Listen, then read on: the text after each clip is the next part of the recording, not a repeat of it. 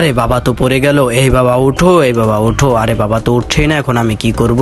আরে মামা মামা একটু আমার সাথে চলো না। আরে চলো না। আরে তোর বাবাকে তো উঠিয়ে ফেললাম, কিন্তু এইভাবে তো নেওয়া সম্ভব না। তুই একটু দাঁড়া, আমি আসছি।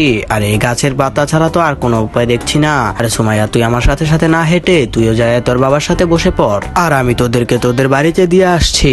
আরে বাবাকে পরিষ্কার করা শেষ, যাই এখন জামা কাপড়গুলো ধুয়ে নেই। আরে বাবার গেঞ্জিটা তো ছিঁড়ে গেছে, জামা কাপড়গুলো শুকাতে দিয়ে যাই, আমি খেতে গিয়ে সবজি কুড়াই। আরে সুমাইয়ার গলা পাওয়া যাচ্ছে।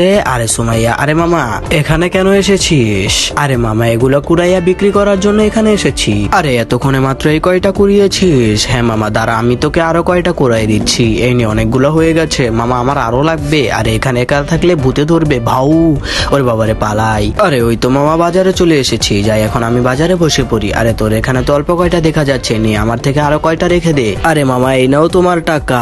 আরে আমার টাকা লাগবে না, তোর টাকা তুই রেখে দে। এই নে তুই এখানে বস, আমি তোর জন্য খাবার নিয়ে আসছি। তো টাকা দিয়ে তুই কি করলি? এই তো বাবার জন্য আমি একটা গেঞ্জি কিনেছি। কেন তোরটাও তো পুরান হয়ে গেছে, তোর জন্য কিনিস নেই কেন? বাবারটা ছিঁড়ে গেছে তাই বাবার জন্য কিনেছি, আমারটা পরে কিনে নেব। আর আমি আমার জন্য 10 টাকা রেখেছি, যারা এই ভিডিওটিতে লাইক করবে তাদেরকে আমি দিয়ে দিব।